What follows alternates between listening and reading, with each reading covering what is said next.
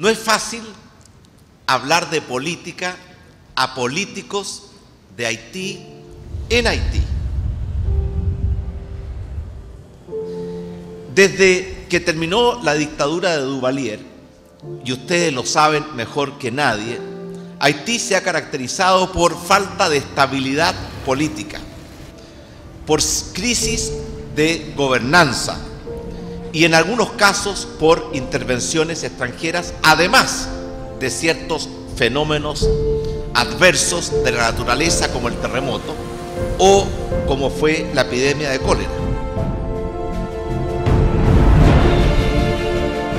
Este año 2015, en que Haití va a enfrentar elecciones que se vienen postergando desde el año 2011, es no solamente un gran desafío, como lo sienten todos los que están involucrados, sino que también una tremenda oportunidad para reencontrarse con el camino de la estabilidad política, del progreso económico y de mayor justicia social.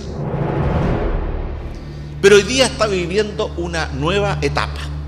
One of the prerequisites for a well-functioning democracy is that in such a democracy, political parties and candidates publish and debate the main elements of their ideas for the future.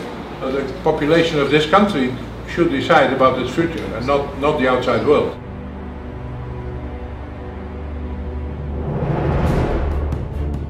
We owe it to Haiti, we owe it to its people, we owe it to history. It's a great opportunity just to exchange and to try to put into perspective what could be a great future for Haiti. L'objectif de cette collaboration entre l'Union européenne et le Club de Madrid, c'est d'aider ou faciliter une réflexion poussée sur les problèmes politiques en Haïti, problèmes qui dépassent le cadre électoral.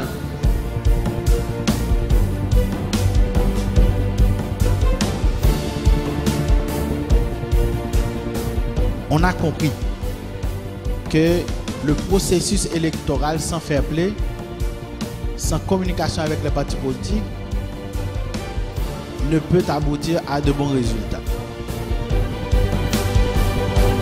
You know what you believe. You know what you stand for. You know what your vision is. You know what you have heard. You know what your policy, your program and your manifesto is. And then you go out. That's when you start using your mouth to communicate to people. I hope that was useful. Thank you very much. Thank you, Ambassador. L'expérience profonde que tous les leaders du Club de Madrid apportent à un pays comme Haïti et dans tous les pays en route de développement est très très valable et peut les aider à développer et trouver des solutions que l'autre pays ont déjà confrontées. Je trouve que c'est une mission très très importante.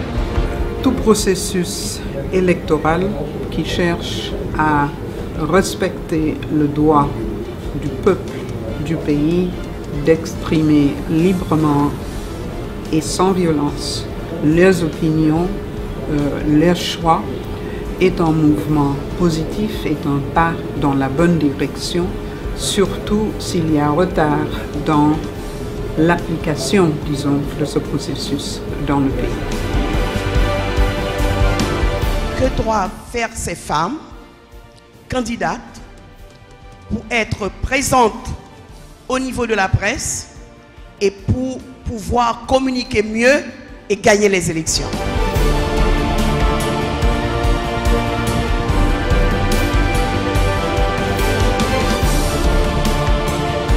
C'est la question, comment nous allons faire pour présenter ce bulletin de vote avec peut-être 50 ou 60 candidats à la présidence. Nous pouvons nous mettre ensemble, conjuguer nos efforts pour qu'ensemble nous puissions revenir sur la table du dialogue. C'est seul le Club de Madrid qui a abordé les sujets sur la réforme constitutionnelle et la réflexion constitutionnelle pour le cadre général politique haïtien. Et en ce sens, son rôle a été très critique dans la révision, dans l'application de la révision de la Constitution de 2010. s'il n'y a pas d'investissement, s'il n'y a pas de bonne gouvernance. Donc il faut agir et agir vite. J'aimerais saisir cette opportunité pour remercier le Club de Madrid qui pendant tout mon mandat nous a accompagnés dans le but de nous aider à aller sur le droit chemin, continuer le développement en Haïti, renforcer les institutions démocratiques, rentrer dans la bonne gouvernance. Donc ça a été une expérience formidable et moi je souhaite tout simplement que le club continuera d'accompagner Haïti qui a besoin de l'expérience, l'expertise de ces grands hommes qui ont déjà fait le boulot que nous faisons aujourd'hui.